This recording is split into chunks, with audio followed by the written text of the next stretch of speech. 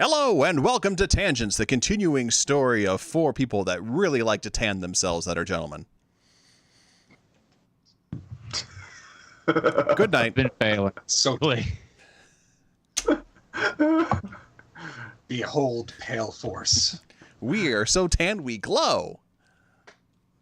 I'm Andrew from beautiful, sunny Cleveland, Ohio, where I sit at the beach and tan myself constantly, as well as possibly get weird diseases from the lake water. I love microbes. Another exciting evening, another exciting few weeks are in store for you because the holidays are coming up. Oh boy. So yeah, with me tonight are my usual gang of field experts in all things melatonin, and we'll go over here to Das Christoph. How are you, sir? I am in the dark country of Spitesylvania. We have no sunlight here. All we have is pale. And spite. And spite. That's our chief What's expert. your chief import? Melanoma. Sorry. Yeah. Well, mean. So, we're a little country. We're landlocked. All we have is spite. We export spite all over the world. Cheap tomato sauce. I was going to say that generally describes Switzerland, but I'm not really sure. Yeah, kind of. Making all kinds of friends tonight amongst our Swiss viewers. I know, right? Hello, Switzerland. You're on the air. Christoph, how are you? What's new? I'm DJing at the Unconvention this Friday, Saturday, and Sunday, although I'm slated only to DJ Friday. And it's with a bunch of bands, including Leather Strip. So I've been in the same room as Klaus, but I've never met him, and this time I'm going to do it. I'm going to annoy Klaus Larson. And I'm doing a panel, which I think I'm probably going to lead and do a speech in about that industrial music is protest music, and that real industrial music is left-leaning. Nice. Excellent. Yeah. So I'm very excited about that. That's fantastic. I hope it goes well.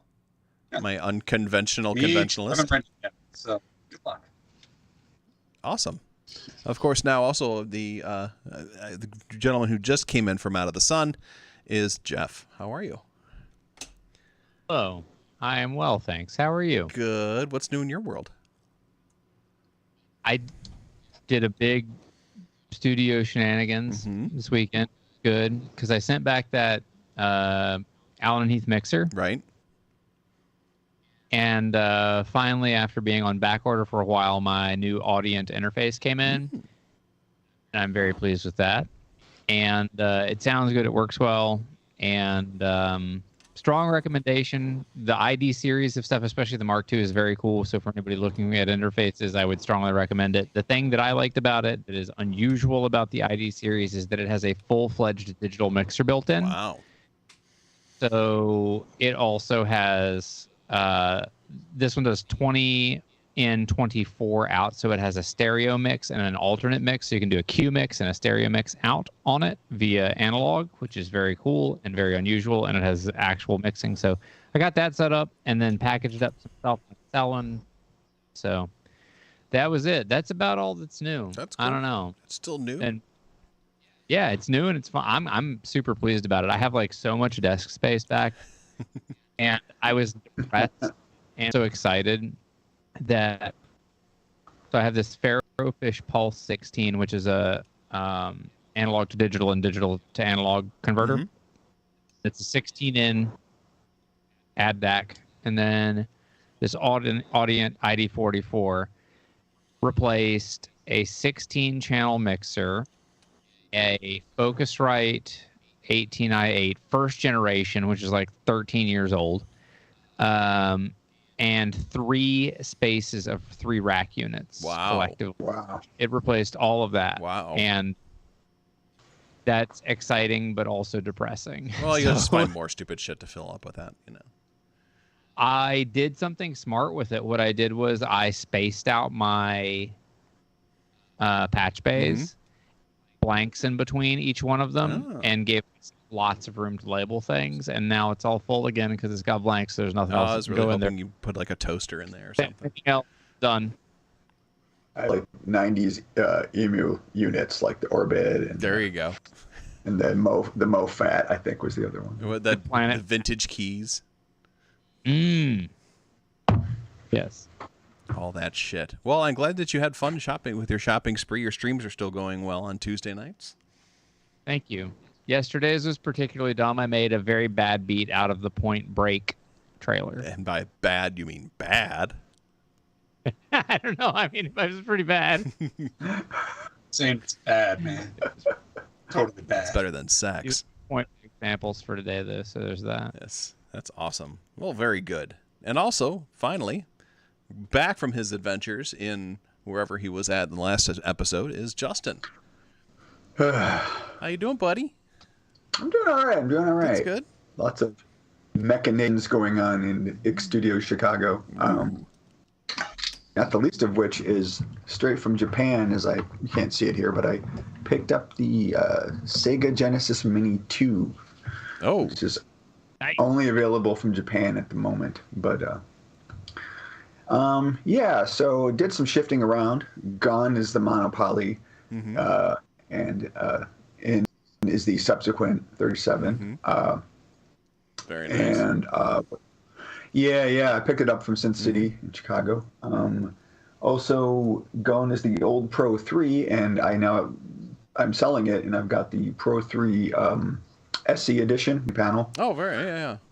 It's something I needed, and so my tired old eyes and back can't so. Because it's really such a configuration or unbelievably endless modulation unit. Yeah. It wasn't really working. But yeah, that's about it. I'm selling mine on Reverb right now. We'll see how that goes. I'm getting some of the typical lowballing that goes on right now. But, $30 for it? right? Hey, if anyone wants a Pro 3, it's a near mint condition. I just don't have the original box, and I have peeled back the plastic from the screen. And Andrew didn't even have to remind me. So You've grown so much. I'm so proud of you. So that's about it. That's about a wrap. How about you, Andrew? What's going on? Let's see. Not too much. I went and saw the legendary Pink Dots yesterday. That was, One Note Ronin. It's legendary. It was, yeah. I mean, the music was good. His voice is kind of, the same. Yeah, it was entertaining. It was good to get out of the house. Went to the Grog Shop. Cleveland people know what that is. Oh, yes. Yeah. And yeah, that's been pretty much about it. I got to spend some time with the MPC-1. I did get some stuff on there. I got a couple of the plugins. Yep. And was having some fun with it. Actually, was one of those moments where I looked back up and it was like 3 hours had passed. And I'm like, wow, I'm really stiff. That's time well spent, Oh, yeah. though, when you lose track of time. That's like, man, you're like in the fourth grade again. It's like the best. Oh, yeah. It was fun. Latui just said that she's announcing the show on Mastodon because I forgot to fill in my profile metadata Twitch link. Yep, I'm dumb. Thank you, Latui. Yeah. I should do a math. GSG got onto Mastodon, so I just added myself on there, and as you can see, I'm just as good with this as I am with Twitter, which is not really at all. I did post a picture of my snake eating a mouse on there, and that's about it. Quality. Yeah, well, I think Twitter will be gone soon. I'm really enjoying the day-to-day, just the day-to-day drama that is Twitter. If it wasn't affecting so many people's livelihoods, it would be fucking hilarious. Yeah. So I feel bad for everybody who lost part of their pension because of the Lockheed Martin fiasco. Yeah. I have kind of slightly less sympathies for Eli Lilly, but still. Yeah. I don't care about Lockheed Martin. I care about people whose retirement mutual funds are largely based on. Yeah, as if it couldn't be bad enough because it's already bad. Yeah. Yeah. For example, a lot of my mutual fund is based on Facebook, and Facebook's dived real hard this year, so my mutual funds are worth much less than I paid for them now. Yeah. That's why you just gotta be like me and not have any investments or plan for your future. Yeah, I mean, I don't know why I'm bothering. I'm just going to die in a I'm car just gonna crash. Anyway. push me out in the canoe tomorrow. That was very G. Ballard of you. Actually, I was trying to quote Suicidal there you go. Tendencies. Oh, yeah, nice. Doesn't matter. Probably get hit by a car anyway. Oh, nice. All you wanted was a Pepsi, Chriselle. Just one Pepsi. She won't give it to me. Bitch. So I'm currently reading 2 books. One of them is by Cozy Fanny Tootie from Throbbing Gristle, called Resistors, which is about her and the Delia Derbyshire from the BBC Radiophonic Workshop, and Nice. this medieval era mystic woman that was like heavily persecuted, and she's just kind of like drawing parallels between everyone's lives and stuff like that. It's actually really entertaining, really well done. bet. It's like one of the few times, and it has a very well researched Delia Derbyshire biography, which is rare. And then I'm also reading a book called Sweet Dreams, which is all about the New Romantics movement. And it's all just very cool. interviews with people that were like involved with the whole thing and stuff like that. The whole like 1975 to 1985 in London kind of thing. So That's a so period. it's really fascinating and really cool. Yeah. Wow. I It should might learn be how a to good read. idea. It might help you one day. Yeah, then Someday. you'll know what's on your shirts instead of having to have Wambra tell you that you have a Skinny Puppy logo on your laptop and stuff like that. Yeah. Plus, cooking Cooking. and keeping up with the news streams. Yeah. And then I'll be able to mix ingredients instead of just opening cans. and just drinking the contents and then drinking the contents of another one and shaking your face real hard. Like I just had soup, and I know I could have heated it up, but I don't know how. It's on the I can. understand. Might have been motor oil. It's like, so if anybody sees you putting glasses on to look at the chat, it's just because I want to see the emotes. Exactly. I know what you're saying. Well, I'll tell you, Hayes Anderson is reading Small Signal Audio Design by Douglas Small, and it's awesome. Joss at JHS Pedals recommended recently. I also ordered Small Audio's Power Amplifier Design as well. Awesome, Hayes. Light It's reading. fantastic. Perfect before bedtime or reading to your cat. Hey, we got a lot of news. Let's get to it, shall we? All right. Okay, let's hit Jeff, it. you got the news button? News button. Awesome. Done. Boom. Mike. News button. All right, our first story tonight. And some of the stuff's going to be quick. Some of it's going to be, a little bit more lengthy talking. Apple has updated Logic Pro. If you are a Logic Pro user. It's not the one that I saw. I pasted the What wrong are you one. doing? You're fucking fired. Did a bad job. I know. I did a bad, but it is the first one that's there in No, the list. no, it's not. Oh, I'm in the wrong You're in list. the wrong list, son. Yeah, I think the Oh. news items Oh, are wait, hang on. missing. Wait, It's okay, archived, now it's but I there. don't see the I forgot to document push the post button. Ha! Yeah, there It's we- my fault. Screwed us. He was just testing you. Yep. He was We'll do Show it notes. live. Who's fired now? Yep. Bye, everybody. right. Was that like an Elon Musk style firing? Yeah, Or exactly. Not really. Yeah. You, But, no, you need to. Hardcore. You need to type it into Hardcore. you need to type it into the text box that I'm fired. But here we go. SSL did a microphone, and it's weird. It's like a teleconferencing microphone. Feels very not SSL, but cool. I guess like for podcasters. It'll and things. keep the company Right? afloat.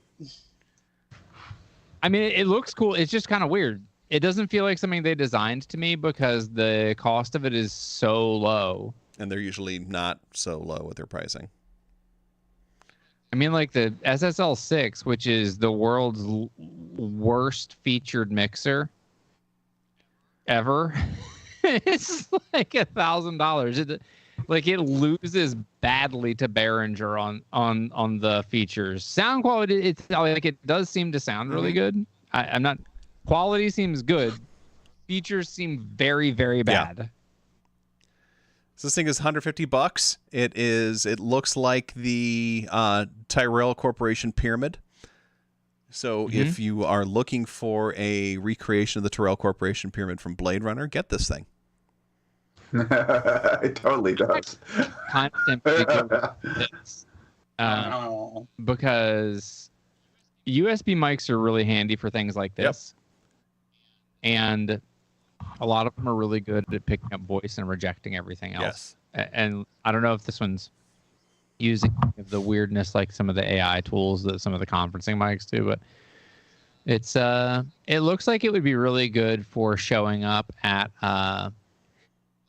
like if you were going to go to an event and do, I don't know, like do an interview with somebody or something like that. It looks like it would be easily portable. It looks pretty rugged. I think it'd be hilarious to actually use this as a stage mic.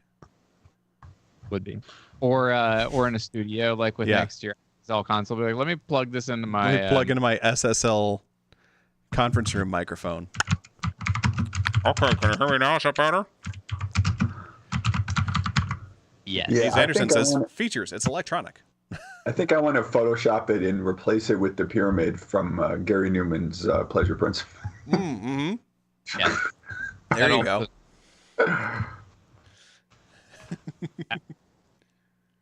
I've got this boom arm like all up in my shit tonight, don't I? It's You're not really you've been having boom arm malfunctions this evening.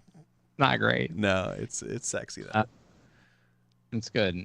I'll save a horse, ride a boom arm. There you go. That's what they say. That's what my grandpa said.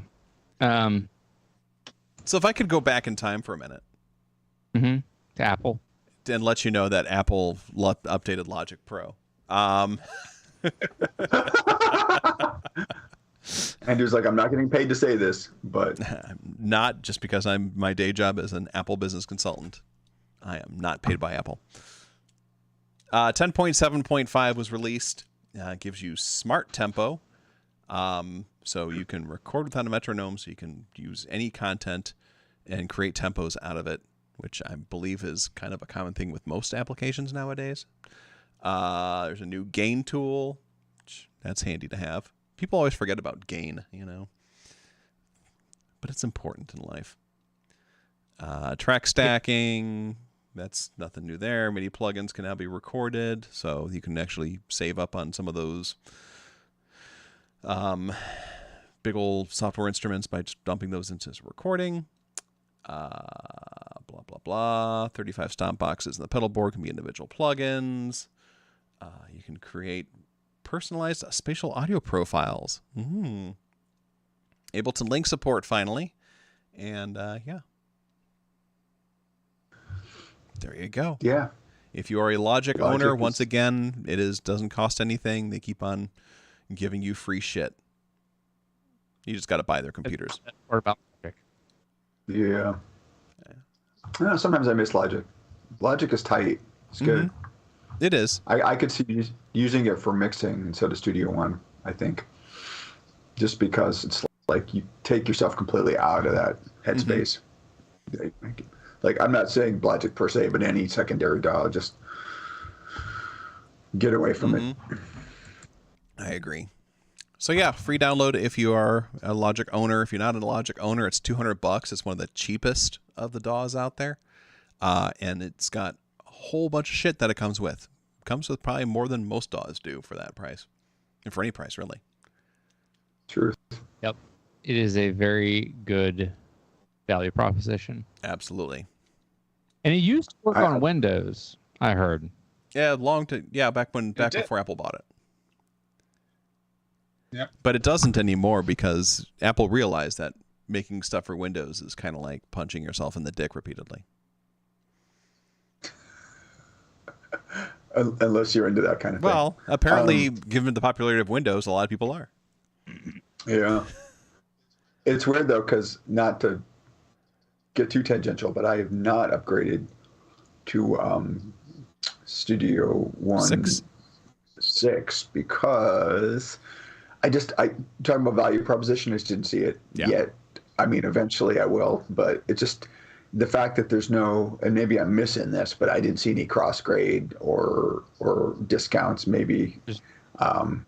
Do you have Sphere, or do you just have? Did you just buy it? Yeah, I'm not a Sphere person. No.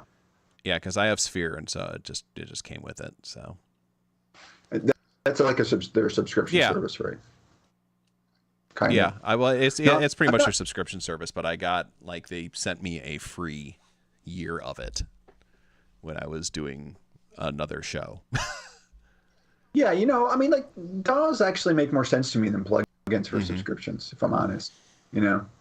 And I use some subscription services, so I can complain all Sure. I like about them. I use. Gamer Parent, thank you for following. Appreciate it. Sorry if your children are in the room, Gamer Parent, because we say a lot of naughty words. Like doll. Like Daw. And Wow, thank you for following Z Studios Canada. Our lawyers will be in touch with you shortly.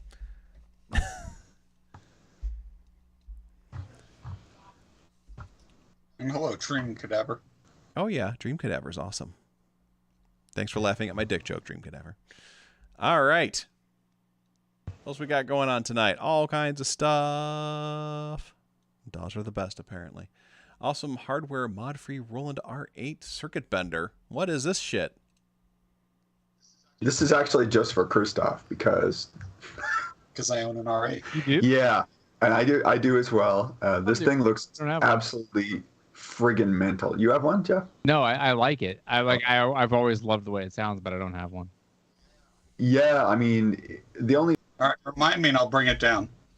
yeah, this thing is mental. I don't know if Christoph, you looked at this. It's like circuit. I didn't watch the video. I looked at it a It's little circuit bit, bending light because it uses the memory card ROM slot.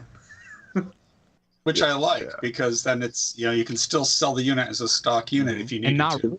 It looks like an RS-232 or parallel cable. I can't really see, but yeah. What's his face? 25. Is it a DB? It says right there, DB25 on the And yeah. DB25, 25. which is Okay, yeah. DB25 Yeah. was parallel, right? Or is that something? Yes. Yes. Yeah. So it's not the large scale serial one, which was the RS-232. In any case, it's weird and it sounds delightfully weird and awesome. And I posted 2 links. One is to the circuit bending site, and the other is to what's his face, the bad audio guy, the bad gear guy, Oh, yeah, Audio audio Pills, pills. Yeah. Audio Pills. Yeah, he did an amazing demo. Yes. Very good. So it's just a lot of fun. It's nothing serious. They have an Etsy store apparently. Yeah. How awesome is that? I love the fact that they just like did this weird, we're going to use this really outdated card reader thing and an old 30 years on. outdated printer cable, and we're going to make this thing so you can plug in a bunch of fucking patch cables and go the fuck off with it. It's also delightful because it I think, if I'm recalling correctly, that it's basically like unlabeled. There's just a bunch of patch points on it. Yeah, there's like Yeah. a couple little like numbers and stuff like that on there. Oh yeah, 16, 17. It's almost kind of inviting you to just fuck with it, Mhm. I mean, I like it because it's like non-destructive circuit Yeah. bending. I think circuit bending is really cool and everything. To use the best on cheap digital stuff like Roland's drum machines, in my opinion, like their TO-707s and And of course, the speak and spell. and of course the speak and spell. I mean, yeah. Of course. It's good fun, but this is cool because you probably won't fry your machine in it, and theoretically you could use it with any. Well, theoretically, I don't know. Practically, if you could use it with any of the stuff that would use a ROM card, because at the time they used the same cards. If not, Yeah, and the Okay. article said it'll work with the U220, the U110, the MV80, or the U20. yeah, who knows? Looking at they do a whole lot of other crazy circuit bending shit that is more destructive to your device on here as well. But it's just entertaining to kind of look and see like the modification stuff that they sell on here and everything. Yeah, these guys are mental. I love it. It's great. Well done. This is cool. Especially because I think the demand for this drum machine has gone up and it's probably worth a Mhm. fair amount now. So the fact that you can try this out but not wreck the machine for somebody who wants it in pristine condition, Yes. that's wonderful. Yeah. Yeah, mine is not pristine, and unfortunately, it's because of whatever polymer material they use to encase it is extremely temperature sensitive. Oh, yeah. Yeah, and so mine is like not only got gouges in it, but it's got that creepy polymer, like milky consistency of, I don't know. Actually, I haven't taken mine out of the box in years. Mine might look terrible now too. Yeah, it's weird. I noticed that my Arturia MIDI controllers, the some of the accoutrement on it are turned into like that melty plastic. Yeah, I have like some like Slider. the rubberized knobs and stuff like that, and the rubberized sliders. They start to melt after a while. Yeah, it's the top, the little top of the slider, the whatever you call it. Yeah, that's just really weird. I was like, how did this get sticky, right? And it's like literally so sticky that it almost came off of the slider, and I'm like, what the hell? Yes. Hayes Anderson said I passed on R8 that was selling for $80. It was really scratched, but totally functional. I just didn't need it. And Z Studios Canada likes rubberized knobs. I like rubberized knobs when they feel fresh and new. Me too. When they start getting old and sticky, just not the same. I'm trying to figure out a solution for that. I'm trying to figure out if there's innuendo going on here or not. No, Oh, it's you know not. what? Like even my Prius steering wheel is like it's getting that weird decay that happens to rubber. Yeah, when my exposed to too volume much buttons sun. on my steering wheel are doing that as well. Yeah, I don't like that. I was going to say DJ Tech Tools is really good for replacement knobs, but that won't help your steering wheel. No, it won't. But yeah, I did replace like the sliders and stuff on some of my gear that was starting to get a little sticky. Oh.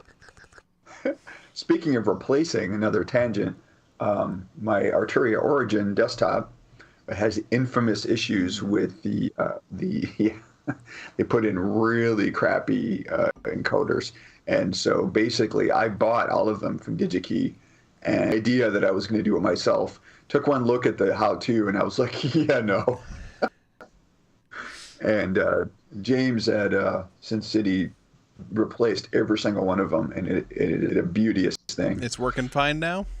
Yep. If Yay. anyone ever tries to get an Arturia Origin, the person you buy it from, really put the screws through them. Be like, look, does that jog wheel cause chaos or not? Because I'm not buying if it does. Because what happens is mostly that encoder or that pot that's so bad that like it just creates an unusable interface, and like if you put it on any particular menu, it's just constantly sending random signals, and like so yeah,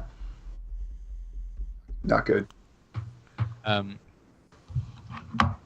Curious enough, I just saw you said you hate the R8, and I think that's what I've heard from a lot of people is like using it is terrible, but the sounds are pretty good. I don't like the sounds in it. either. Oh, yeah. Well, So, but it has unique features though, and I have things that I wrote in it that I keep it around so I can replay those things. But someday I should just sample it. It has like 4 good sounds in it, but it works in a unique way. So unlike other drum machines where you assign, you have a note and you assign an instrument to it. Here you assign instruments to notes, which means you can assign like 4 kicks to the same note. So when you hit it, bam, all 4 go. And no, I don't think any other drum machines work like that. Yeah. So that's interesting, but it's also just very flat sounding, very acoustic. I'm sure it's much better for rock. yeah. But, I'm an industrial guy and I want it to sound like Frontline Assembly, and it does not. So it is absolutely the wrong machine. Now, there's some expansion cards that are much better for that, but you can't use more than one expansion card at the same time. And that's a pain in the ass. And the way this size, it's also got very low RAM. Yeah. So if you're writing really complex patterns, you can probably only write one song at a Yeah. time. Because The R8M, the R8M and the MK2, I think, had the MK2 have much yeah, more. but they're And different sounds. yeah, they're like really, they're seriously hard to find though. The MK2s. Yep. And but also, if you're addicted to some of the sounds, or you need some of the sounds from the first one, well, those ones are probably not in the second one. So it's kind of a different beast with the same kind of sequencer. So it's got these unique properties, but people bought it because of the rhythm thing, like the human rhythm feel, which is the exact opposite of industrial for me. So it's again not what I was looking. It was for. also So I misled thinking it was going to be the best machine for industrial, and that's why it was my first piece of music hardware. It was that and a MIDI brain and then some pads so I could play it. And I was just totally misled. I should have bought an SR16. for sure. I would have been infinitely happier, or the Dr. 660. Yeah, I know a lot of people used it when I was coming up who were doing experimental techno. like the dance and the electronic hard were highly sought after for if you couldn't afford an R8 or an 808 or 909. I know like Audiker put it through its paces on a couple of their. Yeah, because you could get 808 and 909 cards for it. And I will say it's a professional drum machine, much more professional than the Boss. Like it has 10 outputs. So, and you don't have that in like any of the Boss drum machines.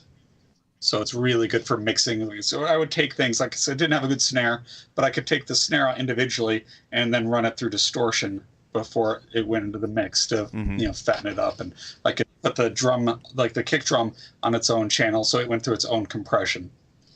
That's what that you're saying that before made me think of you when I saw this, Christoph, because I'm like, if you had had this, you could have probably put it through its pace. Well, I think the stutter effects would have been nice, but what I really needed was, if I would have been much happier if I had the R8 and a sampler, which at the time I didn't have. And I needed an R8, a good effects processor and a sampler, and then I would have run the R8 through effects and EQ, stuff like that, resampled it, and then I would use the samples. Yeah. Yep. And that, it's actually what pushed me to believe that the best drum machine is a sampler. Yep. So it's because of the disappointment I had with the R8. But and also it's got a weird thing. So I mentioned this in the chat. So when you're writing a sequence and you've got more than like 3 things in it, sometimes you're like, wait, I want to remove that sound, and you don't. And because you can pitch shift with it a lot, unlike other drum machines, you're like, all right, I don't know what instrument that is, but there's no way for you to see which instrument it is. So you'll have to go through all like 96 instruments and see, does it show up? Nope, that's not it. That's not it. That's not it. And that can take forever just so you can remove a sound that you don't want in there anymore. Fun. Yeah. Yeah. So I dislike the sequencer. Other people love this thing. They think it's the best machine for industrial. I strongly disagree. But I do understand it has its strengths, and there are things that it is good at. But for my uses, no, I really hate it. So I mean, that's because. And if I put the time in to sample it correctly, I should sell it. Yeah, it wasn't WYSIWYG in that way. Like I would always start with a blank pattern, so I knew exactly what was on the board. Because you're right, otherwise they're searching for that taiko drum or something. Well, sometimes it's something I had been working on for too long, and then I came back to it. It's like, all right, I'm gonna remove that sound, and I don't remember what that sound is because I would do weird things with it. Like I would use the hi-hats, and you could extend the hi-hat and then pitch shift them to turn them into like a synth, or I would take a tom and I would do 96 rolls in it to turn it into like a synth bass, and then like which tom did I use? I can't find it, and but yeah, that's another thing it does. Like it does weird timings. And it has 96th note resolution, which most drum machines don't. A lot of them only go down to like 48th. So also has one of the crappiest manuals that I've ever had to muddle through to my own. Yeah. Well, it is Roland. Yeah. True that. Yeah. You know what else has crappy manuals? It's CD-ROMs that don't have any manuals. You're just all over the fucking place, aren't you? Yeah, you're skipping the string machines, man. Am I? Yeah. Did I do it?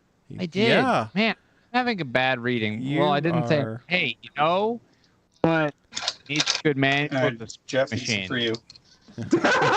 String machine needs a manual because you can't machine those strings unless.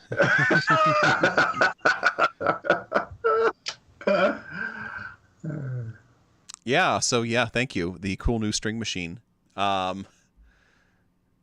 that just got released called String Machine. Good title. Creative. Yep. So this is it's String Machine. It's Yeah. a bit ridiculous, actually.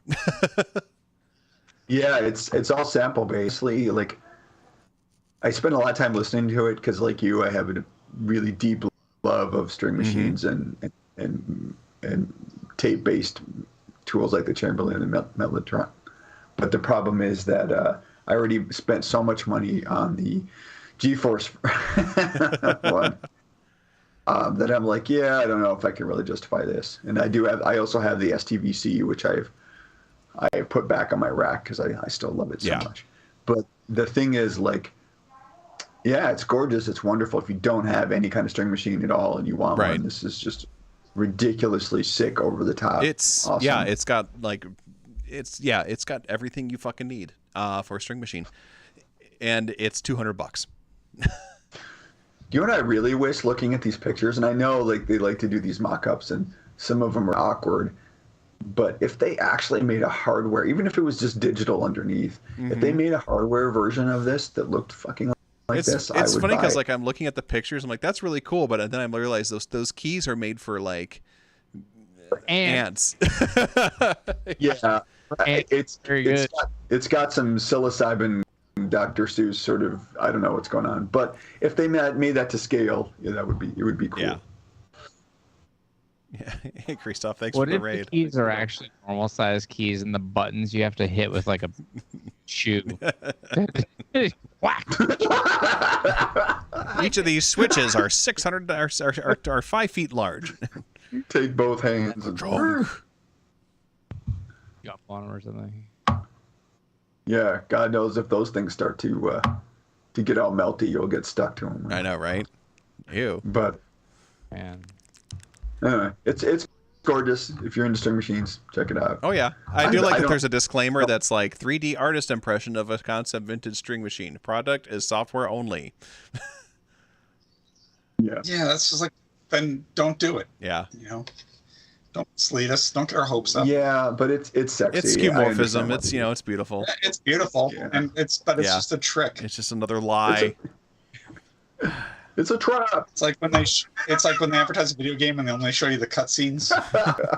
This game's gonna be great. It looks like 1% of the time. This is what it Yeah. looks like. Yep. Hey, I really wanted to play Night Trap, but that turned out to be a bad idea. It's very good though. It's terrible, but it's very good. It's true. It is the best worst game that's ever been made.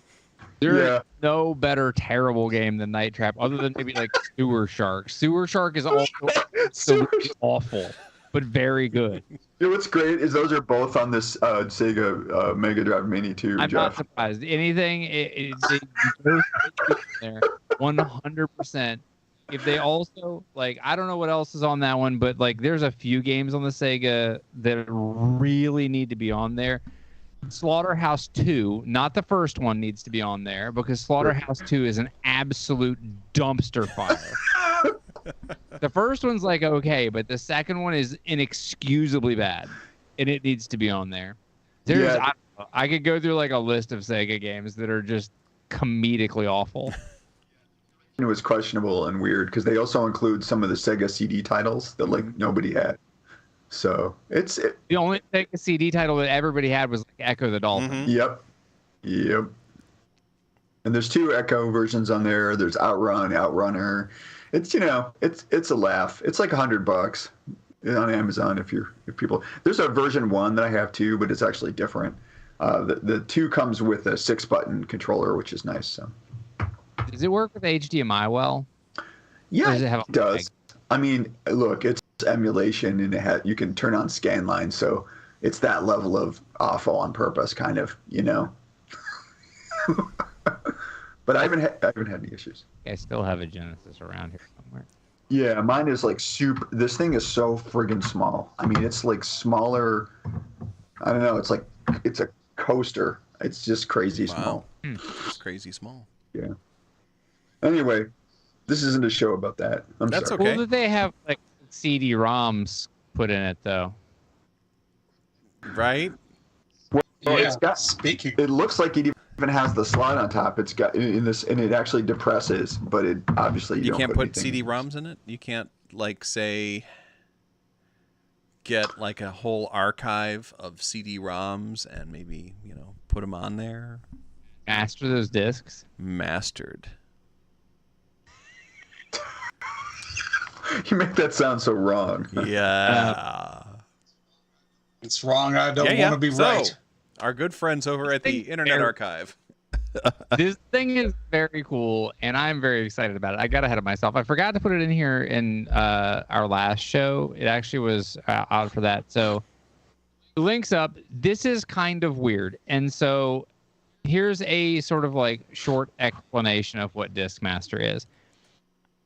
Discmaster is a site that is an archive of a lot of old school CD-ROMs. Now, here's the thing.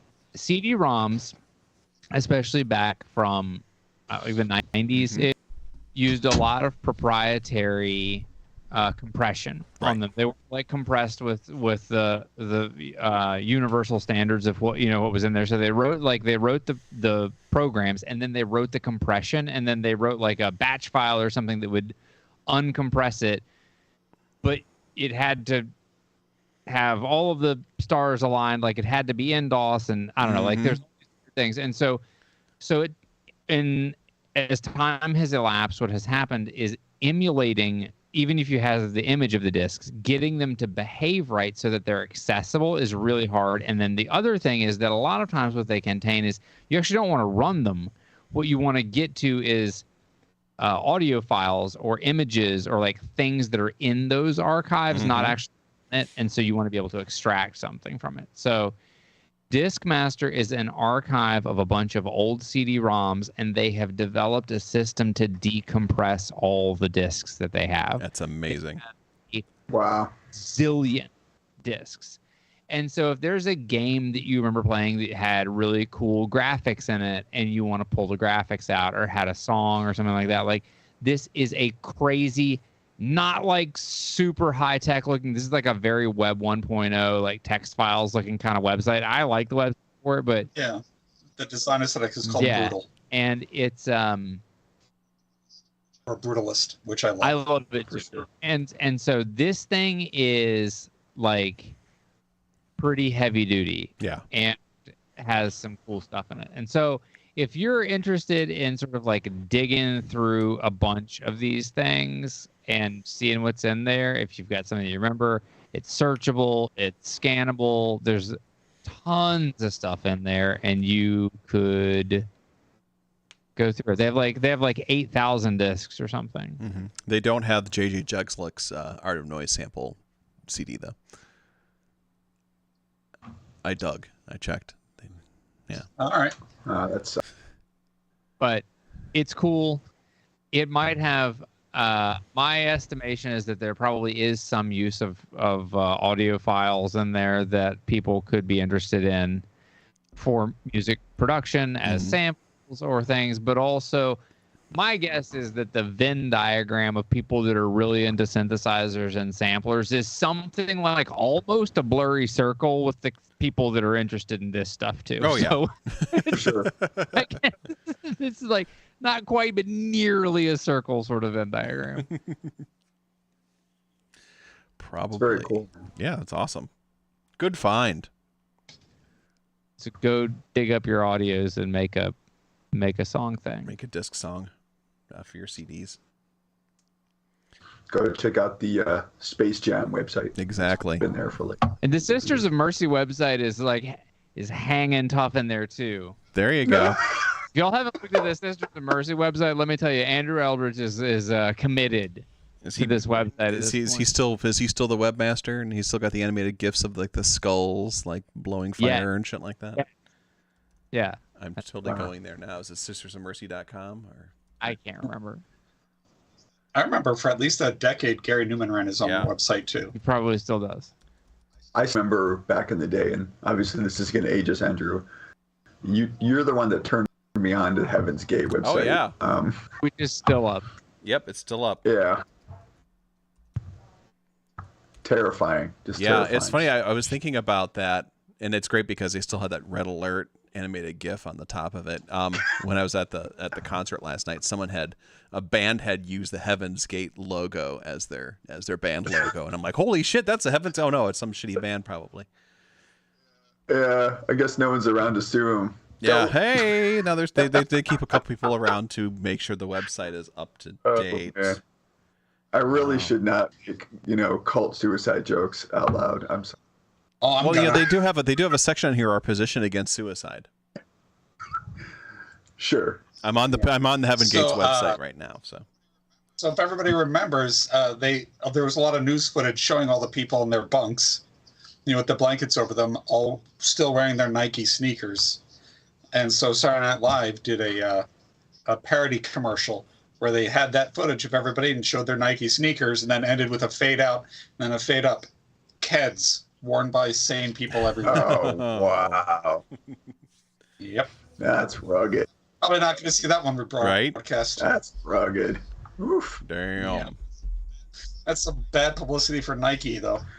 So here's this funny thing, like, you know how like trucks put their branding all over everything. So so Toyotas are really popular with terrorists, and so they really kind of hate that brand. It's like, oh, we want a brand on it, we don't want to be associated with this. Well, Nissans as well, because a lot of them have like the Nissan trucks and stuff like that, the Nissan pickups. Yeah. Yeah. I'll tell you what terrorists don't like: the poly-N play. Oh. But it's not just terrorists. I heard actually nobody likes the poly. Might be Yeah, I think it's something we nobody have to I except say for Ben Ben Jordan, Jordan. and I think Bo Beats. They both like the poly-N play. But I think that's it. terrorists. What's that? I don't know. Are they terrorists? Is No, that I'm not gonna say. I know. Oh my God, we're onto it. Well, one's They're not terrorist one's from people. Georgia and one's from Sweden. Make that what you will. We are not. Well, nobody beautiful could be a True. terrorist. And they're both beautiful. Wait a minute, Die Hard. Oh, Yes, they shit. are. Oh, that's right. Okay, poly-N. Good old Hans. Wait, they weren't Wait. terrorists. They were thieves. Wasn't Hans So, Gruber yeah. German? It doesn't matter. He was, German, but he was also Severus Snape. I was definitely He Austrian. was like generically 80s European, right? Like, sure, you have an accent, you sound sophisticated. You're you on know. coke. All right, good enough. I love it. poly-N play? Yeah. Feel like you're on. Feel like you're a European thief who does a lot of blow. There, we should be writing advertising.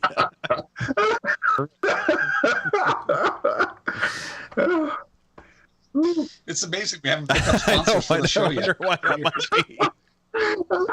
I'm gonna talk to Big Cocaine and see if they've got any. See if See if we got can get any dollars. advertising. We can help. So yeah, I DJ'd last Friday, and what I found out is cocaine is very Is it popular. still? People are into it. Tangents brought to you by Silk Road. Yeah. And the CIA. Oh my God. All right. Poly-N play for all you Swedish and Texas or Georgians. Whatever. Updated to It looks like a deluge, but it's worse. it's Wait, Georgians like Stalin or like Marjorie Taylor Greene? I'm not really column sure. A, little bit Anyway, of column B. Is there much of a difference? They're both despots. Poly-N play 1.1. They're saying it's not a huge feature fest, but it did a lot of tweaking and stuff like that of stuff that people wish it did do. Like you can export your files to an SD card. Hey, that's nice. So you can actually mix it on something you can mix things on other than this little thing. You can export it either by master track or individual tracks or patterns, or the whole chain as a song. So that's cool. It's also got a major sound content update. Yep. The new sample packs. Yep. And they fixed up all the weird UI shit that was going on in the thing before. But you still have to only turn one knob at a time, otherwise it doesn't work right. And the knob That's a feature. and the knob that has the cutoff is the same knob that has the frequency on your filter. And so you have to pick one or the other to turn at a time. You can't turn them both. They also put in a whole bunch of new scenes as well, which is like their workaround for that kind of thing. So yeah, if you are Bo Beats or Ben Jordan, update your Poly-N play. Oh wait, they already did because they put us up on all over YouTube that they did. So yeah, if you are an owner of the Poly-N play, this is a quality of life improvement. Go get it. And that's all I got to say about that. Speaking of updates, for all of you people that really like to make wub wub wub music, Serum has been updated. Ooh, the granddaddy of The wub. granddaddy of wub wub music. It's good for other things, but Yes. it is absolutely the king for that. Yes. Yeah, no, it's a great It's plugin. definitely dethroned. You can make things sound amazing, but it's really known for making wub wubs. Yeah, that is what it's most famous for. So yeah, I've only used Serum a little bit, but I love it. It's because it's semi-modular. Yep. With effects chaining. Yes. And just great modulation, great filters, great effects. It's a brilliant synth. Oh yeah. Yeah. No, it's really intense. I know a lot of people, this is it for them, and I can't argue it. Mm-hmm. Yeah. There's probably a lot of producers that this is probably the synth they use, or one of the few. Yep. Oh yeah. Really, if you know the synth well, you can do a lot. Mm-hmm. Yeah, it's definitely a good choice for a desert island synth. Yeah, definitely. It's big. This update gives you VST3 compatibility. It gives you it's universal for Intel and Apple Silicon now, which is nice of them. They unlike Massive. Dope. New pixel dimensions for the zoom menu. Yep. Export for the last played note with chord support. And let's see. 2 super clean wavetable oscillators. With linear interpolation and harmonic spectral morphing even. Yeah, so Wow. anyway, yeah, if you already have it, it's a free update, and otherwise Serum is currently available for $189, or you can get it for a $10 a month rental for 19 months. So you're paying the same amount either way.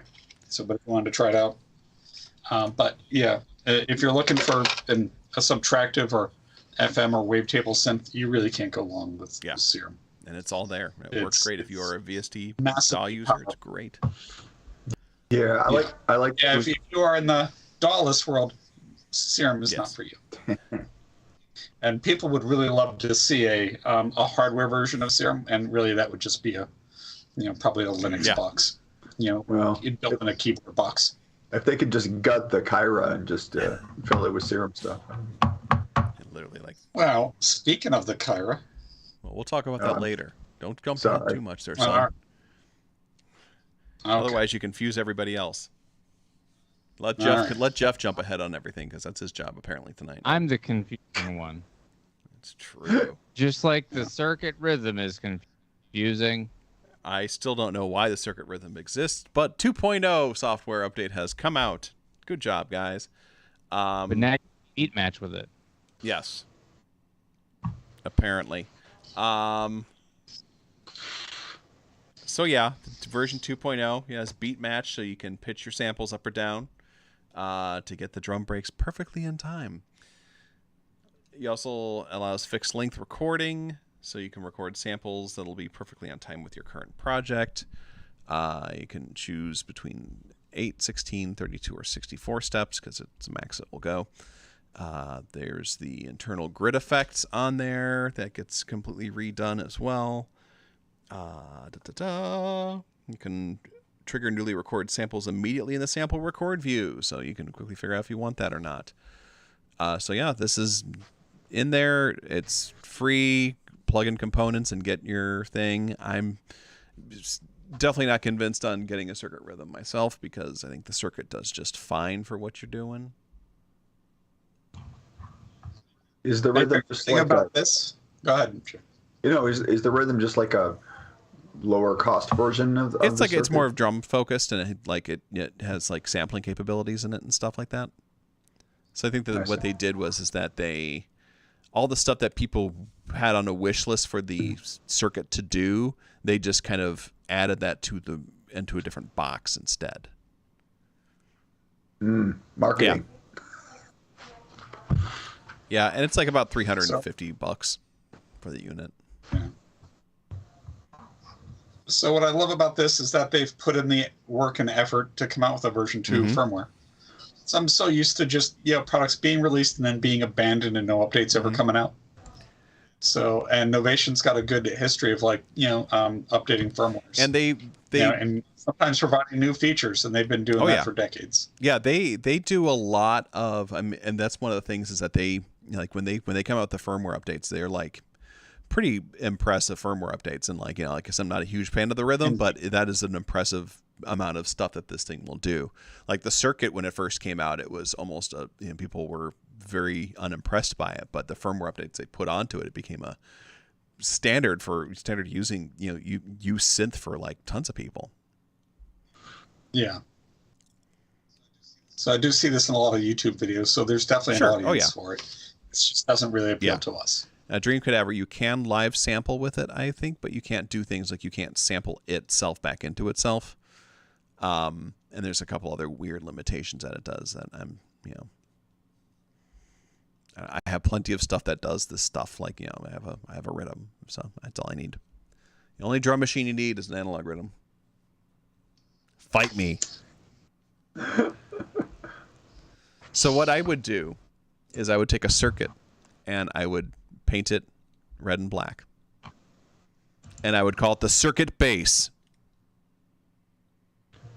That would be clever. It would be.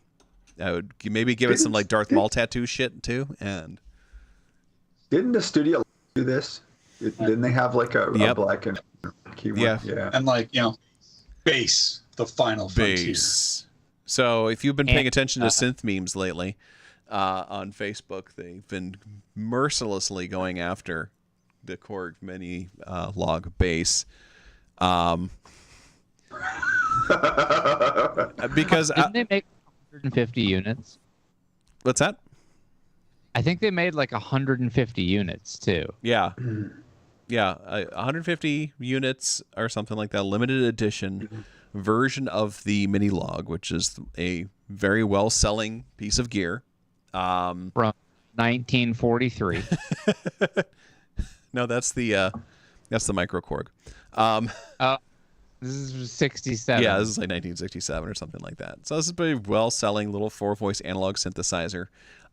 They literally just gave it a different livery and added some bass presets. Otherwise, it's the same thing.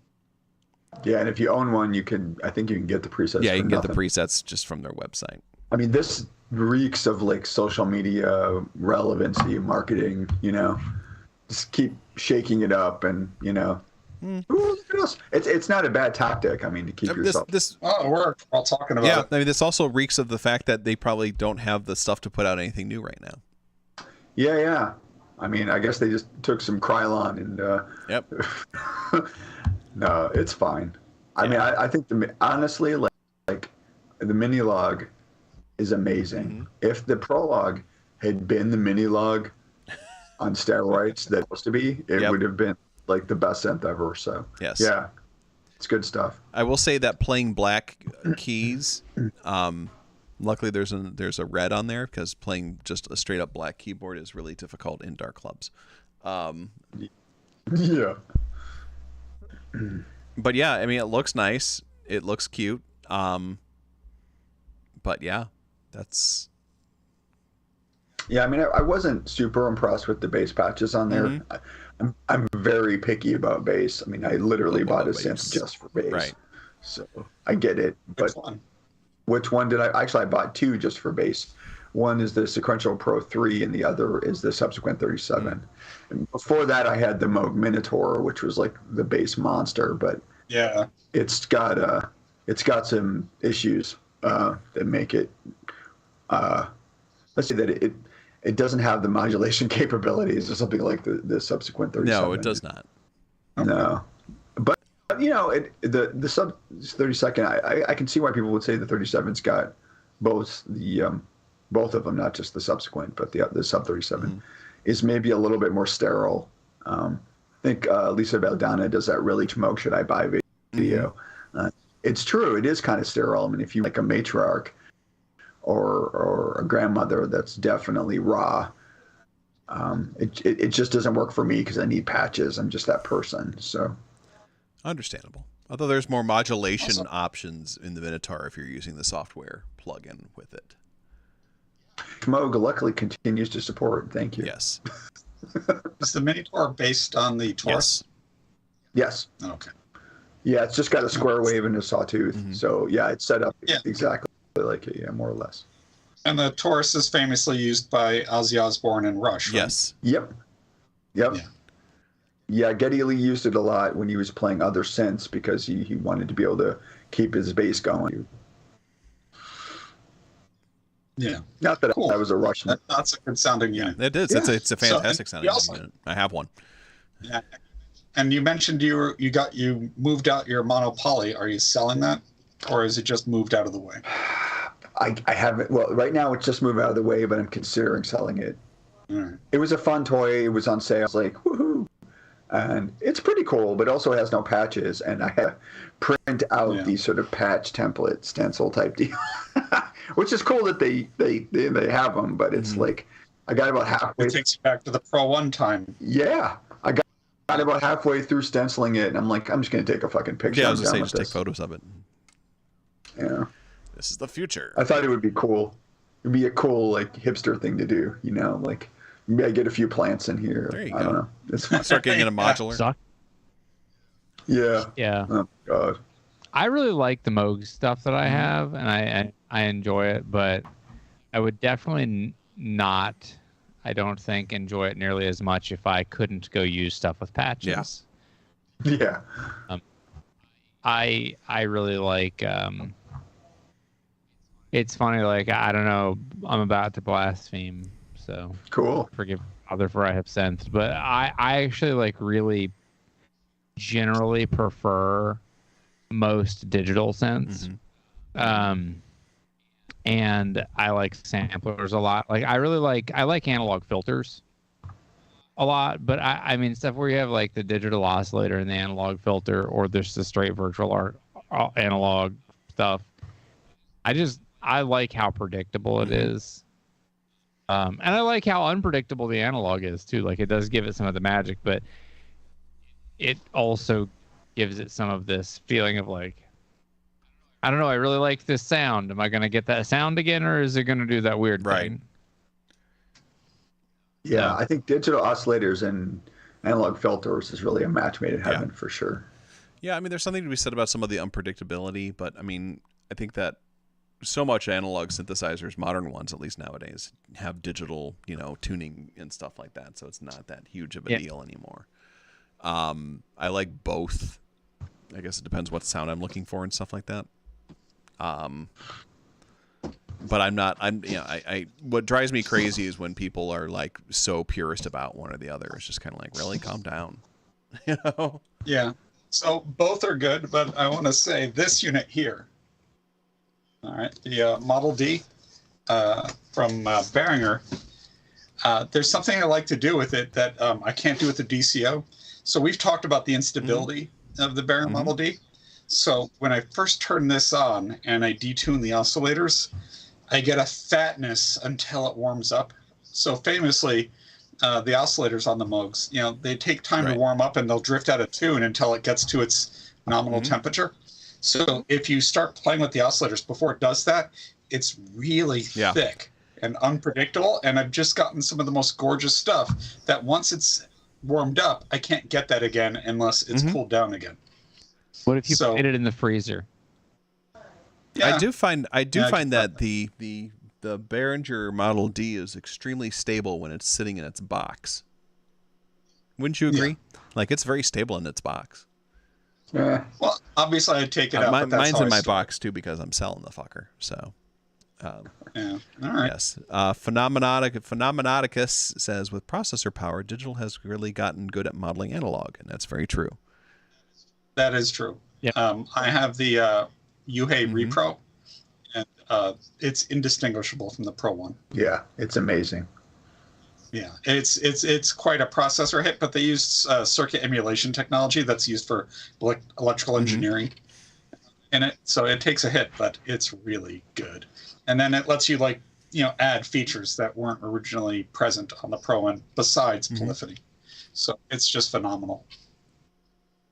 And even like with But that said, faster, I also have faster hardware like synths and stuff like that, like the Peak and stuff like that, that does a really good analog emulation and stuff as far as what you can get away with and everything. That Justin and I had done experiments with like the Peak to make it sound like horribly untuned analog synthesizers, and we were able to do it pretty well. Yeah.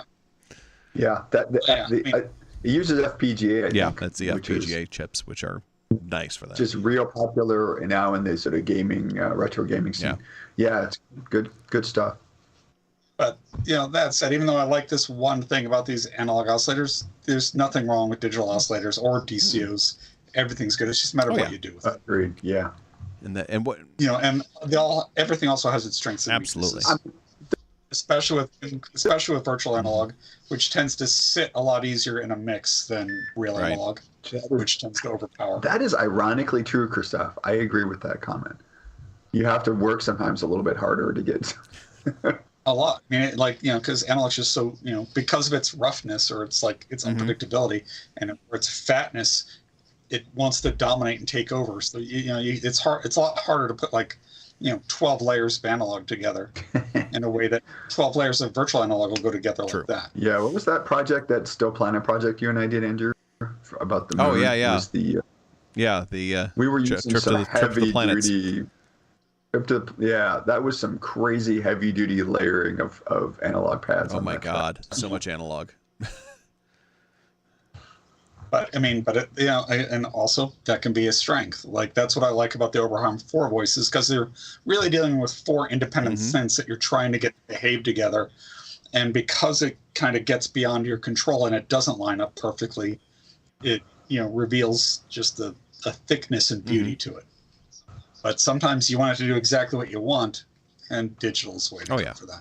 As we mentioned, Serum is a perfect desert island synth. It does crazy sounds, and it's completely digital, so it doesn't matter. They're all great tools.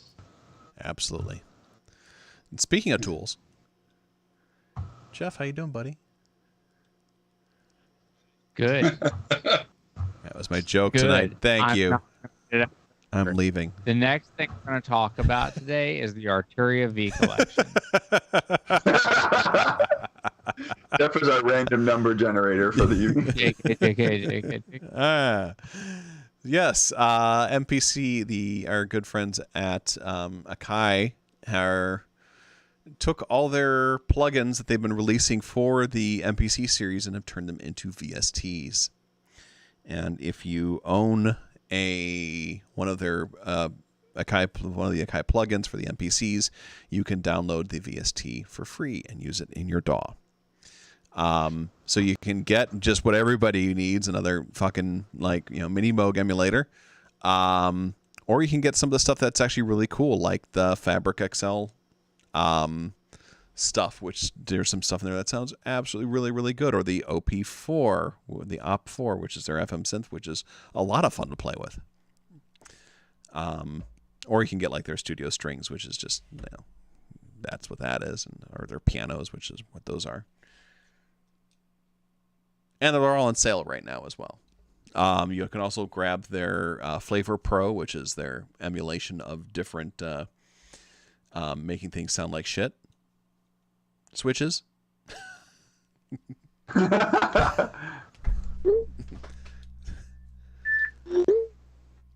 It's good. And the sound like shit button is the important one to have. It's actually 6 shit switches and adjustable shit knobs as well. They have a fecal fader, or they have a poopy pitch. They have a duty distortion. They have a Dingleberry digital. They have a what's a good poop term with V? I don't know. Jeff, in terms of egging Andrew on with potty jokes, I wanted to be like the giant from Twin Peaks. But it's too late now. See what you've done. That is a good reference. So yeah, this thing is the turd burglar like of the log lady. Yeah. Yeah. So yeah, the Flavor Pro is like the turd burglar of plugins. It's great, and it's like $69 for giving you a whole bunch of distorting vinyl effects and pitch weirdness and that kind of stuff. To make your stuff sound retro. And by retro, I mean, it's cool because they designed the stuff to be in the box to keep people in that space. A lot of people I noticed have moved over to using the MPC software. I have no fucking idea why. Yeah, it's terrible. But to me, the only time I ever used it was when I wanted to drop VST stems back into my MPC. But yeah, this thing, it's cool that they're developing this. I know people are like, oh, we need yet another one of these. And I'm like, yeah, if you are in that ecosystem, you fucking do need one if you want to be standalone. So it's cool. One thing I'm not sure is, can you move your patches between the two between the VST version and the regular version? I have not tried that yet. Yeah, I would find that sorely lacking if they couldn't. But yeah, because that would be really killer.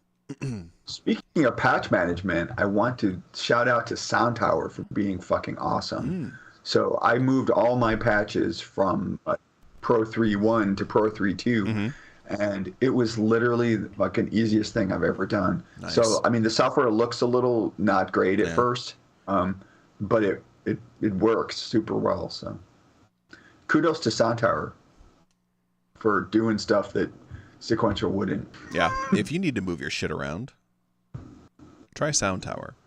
Yeah, I would never use it for writing. No, it's a clusterfuck. Yeah, but just for shuffling sounds around Librarian, it's good. That's cool. So yeah, if you are an MPC user and you've been buying their plugins, you can now use them across the DAW, which makes them a lot more valuable with their pricing, and they're on sale right now as well. So you can get them. You can get them for a pretty good amount of money. But having that cross compatibility is nice. So who lives closest to Sweden? That's me. Okay. Yeah, can for you sure. can you check on Sweden and see if they're doing okay? Well, they did just elect Looks good. a nearly fascist right-wing government, so they have that going. So Nearly fascist, though. Mostly fascist. the reason why I ask is Teenage Engineering is just released. I don't really know what the fuck these things are. Did you play with this thing, Andy? Did you press the buttons? I did. It's so fucked up. It's so bad that like the link that Jeff posted doesn't actually work. That's how bad it is. So Teenage Engineering again I know what's going is the on. number one selling synth on Tommen Yeah. for 2022. Yeah. Now, So I they will. just do whatever the hell they want. They're just drunk. I mean, I love this kind of stuff. It sounds even. It's like I love the phone quality that we're using right now. Oh God, please stop. So I mean, I use the plug stuff, so I love this kind of vocalization, digital vocalization, but I don't need a bunch of fucking hand-carved, like, Norwegian wooden salt shakers. Okay, I don't know what the fuck that's. I think to sum up, hey, do you enjoy sleeping? Do you wake up rested? Do you want to turn your sleep into nightmares? It's like the worst possible. Do you have any cats? Do you want to scare the crap out of your cats? Do you have children that you want scarred for life? Oh, did you watch this? They did a poll out. Oh my God, whoever is playing You it, can stop! see that who won. Jesus See Christ! that? Yeah, they pull back and there's an OP1 sitting in front Yeah. of this, like Oh, it's yeah. controlling everything. There it goes. Oh my God, we can hear the whole fucking thing. Stop.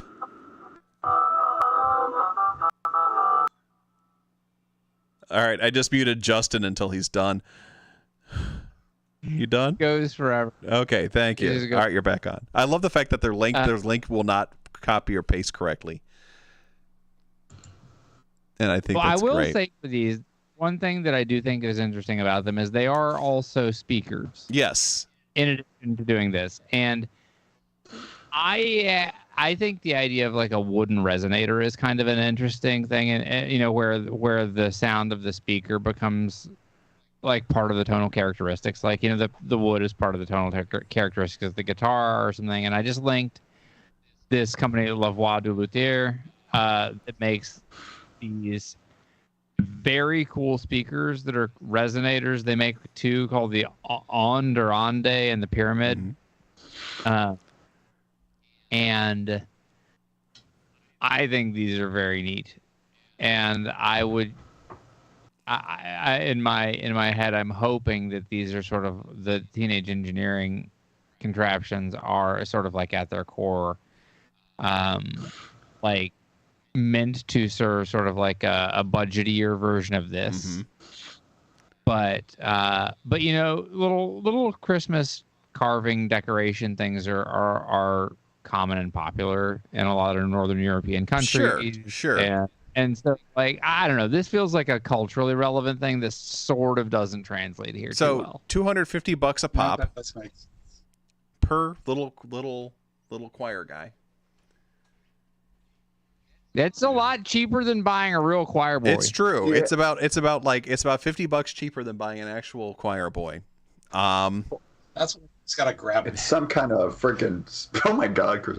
It's some kind of like fucking fever dream that they came up with this, though. I mean, honest So to here's God. okay, so hang on to your hats, kids, because they're almost completely sold out of these fucking things.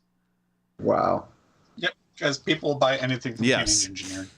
So there's like the only ones that are left are the ones that are the one that looks like a clothespin and the one that looks like a bowling pin. Mm-hmm. When I finish this beverage, if I write Teenage Engineering on the side of this can, I can sell this for $200. Funny story, Teenage Engineering has a beer in Sweden. Really? Yes. They need to make a whoopee cushion with like a LCD screen on it or something. They don't even need to do that. They could just make whatever fuck ever. Anyway, I gotta say the website that the Cat Mansion posted is a really cool site. It's got really cool things with the modular and the Arturia Micro Freak, and even a Fairlight CMI. Nice. Yeah, when you put it in this context, it makes much more sense.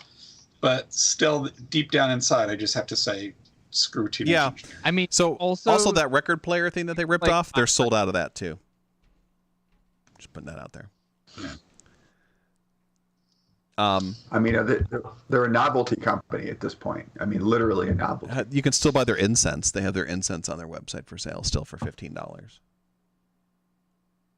$15 for incense. Yeah. don't go to Teenage Engineering. Get yourself some Nag Champa. That's all you need. That's all you Just need. get yourself. Mike Champa's been covering up cannabis for a good solid And it's, 5 decades. So yeah, the Teenage fucking Engineering work with Gwyneth Paltrow for that candle. right. So yeah, Teenage Engineering, just fucking stop. Teenage Engineering, proud sponsor of Tangents. They probably would. That's the thing. Like they'd be like, these guys are. They understand. They get us. Get us because Yeah. it's all just a headache. We're not really quirky and irreverent. We're full of Yeah. shit. And Just like Teenage Engineering. exactly. Do-do-do. Well, moving on. Maybe we should just stop reporting about Teenage Engineering. No, it's Yeah, too it's true. fun. It's so painful. They're too much fun to There's hate. that. Yeah. Everybody slows down for the ambulance. You know how it fair is. enough. You just got Love a good accident. So, Justin, tell me about the Yuhei More Feedback Machine. So I questioned whether we covered this I don't think we did. somehow slipped. It swept under the radar for me. Like it came out like a month ago because I have the first version of MFM, and I have to tell you, it's so great, but it's too much delay for me. Serious, like it is so friggin' ridiculously powerful. I've never seen a delay plugin more cool and complex. I mean, there's a lot out there that do weird stuff, so I mean that's a bold statement, but I think it's really, really great. I like all of Yuhi stuff, so yeah, it's good fun. It's not. I mean, like you can use the presets, but it's not for the timid. It's not like a Space Echo like knockoff where like you got 4 or 5 knobs you're gonna play with. This thing is crazy. Honestly, who I see this ideally for, as like their one instrument, is noise artists. Except for noise artists, quite typically never use computers. But if they did, this is their perfect unit. I've seen like so many weird feedback, multiple delays in feedback configurations, and how they just like give it some kind of impulse, and then just the whole set is based on modulating this constant, delay and feedback loops with the delay. And this looks like an ideal unit for that with its, with its user matrix. So everything Yuhei makes is amazing. Yeah. So I haven't used this. It looks really good, and Yuhei should give me one. Absolutely. Yeah, I mean, Well, and it's just got a lot of features that you really need, because we were talking about the an old Boss pitch shifter delay pedal a couple weeks ago, how I think it's hard to emulate because it's probably a combination of digital and analog technology. And one of the things that you don't think of for a delay pedal is that all the delays are usually filtered, and that it increases, and that's part of how it fades out. And on this, you can control the filtering. So that's an important functionality to have. And you can add, you can adjust the compression. It looks like it gives you an amazing amount of power of control, which you normally don't have unless you built your delay in Reactor. Yeah. And that's not a lot of people. Yeah, I use delay a lot, especially on drum tracks, especially with like Subsoma. Yeah, it's such a great cheat for filling something out. Yeah. Especially a dotted. If you want to get that 80s industrial sound, you need that dotted triple, the 8. Yeah, much use of that. That 8 for the dotted Being able to filter the feedback response is really important, because you can get into some real mixing nightmares with too much badly EQ'd, uncontrollable delay. Right. Yep. And I know that, I remember I heard a 16-minute song which was made with just the delay pedal, where they just kept at it because it was a really, they'd turned the filter all the way up, so it was barely taking anything out. And they just kept adding things to it on each, it was like a looper, but it was just a delay pedal. So it was live, it was one take, but it was amazing. And Delay's magical. My delay was way back in high school. Somebody had a DoD delay pedal, I think it was. And those were dirt cheap back in the day. But I was like, gosh, you can even make mediocre guitarists sound so badass with this thing. There's so much you can do with delay. Like the first effect that Skinny Puppy had, and key to them, was a Lexicon PCM delay that I think they had borrowed from Images in Vogue, which Kevin Key was in. Yeah. That was his first gear. His first real gear was this pedal, and his whole design aesthetic was going to be to buy quality gear only, instead of having a lot of gear, to just get quality gear. And all their really early stuff it's all so processed through that PCM41 delay. And Ken Marshall's gone on and on about how much he loves that delay to this day, and especially abusing its input stage as a distortion, because nothing else sounds like that. And the emulations that you can get for that PCM41, they don't emulate that input gain saturation when you abuse that part. They just do the delay part. Delay's an effect that's easy to overlook as delay, we know what it is, it just makes the echoes. And we can set up the timing, but when you can do so much with it when you start to play with it, and so it's such a secret weapon. And you can set up a complex delay chain where you put in one note, and it kind of writes the rest of the next 8 beats for you, or really fills things out. So sometimes I saw Clock DVA's side project, I think it was last 2 weeks ago, and I just finally realized how much Clock DVA is dependent on delay for filling out his lines. And I always thought it was all sequenced, and then listening to it, I was like, no, it's not sequenced. He's only hitting one of those notes, and then he's got a multi-tap delay, and it's panning it back and forth, and that's what's filling out his sequences. Yeah, I think his stuff is so layered and complex. And it's largely because of his use of delay. Yeah, Digital Soundtracks, which is their weird instrumental album, has so much beautiful sort of panoramic delays going on. It's just, which I love. Yeah. But are terrible when you DJ on a mono system. True. Yeah. So my favorite club to DJ in New York, one channel's out, so you're really just getting a mono out. So everything that's panned cuts out. Oh shit! Like the laughter and You Know What You Are, it's panned back and forth, but instead it's in, it's out, it's in, it's out. Wow. Yeah, so annoying. No fun. So the MFM2, it's going for about $120. Does not compatible with AAX right now. They're not doing AAX builds. So if you are a Pro Tools user, get used to the fact that you are fucked. because you're a Pro Tools user. User, stop. What are you I doing? know. Why are you Jesus Christ. It apparently doing? runs on Linux too, which is maddening. Yeah. Crazy. I didn't Oh, yeah. realize that. Yeah. Yes, there you go. So yes, And Windows. Hmm? And Windows. and It's also Windows. available. Yes, it's also available for Windows. But Linux is rare. Yes. Yeah, I was surprised because I'm using a Linux system here, and it was like, "Hey, you can download me." I'm like, "What?" I don't want to. Get away! Get away! I've never tried to use a Linux for music in any serious No, ways. it's like using an Android. Yeah, no comment. There you go. So, I mean, yeah, you can do Android's good for Sketchpad, but it's not good for serious work. Andrew Huang did just release Flip for Android, Christoph. I did see that, and I decided not to add it. I think you would enjoy Flip. Yeah. It costs money though, right? It might cost like $5 or $10, but you get All right, maybe I'll play with the demo. it's a very reasonable $5 or $10 expense. All right. there you go. You know what else is reasonable is Greek manufacturer Dreadbox. And they're reissuing of Thing. Yes, that's very reasonable of them. They're respected. I really like Dreadbox. Like, when I got the Medusa, I wasn't sure if it was Polyend or Dreadbox that I liked, but in the end, it's Dreadbox. Did you Okay. other box fix your Nymphus? Yeah, they've said, oh yeah, my Nymphus is working great now.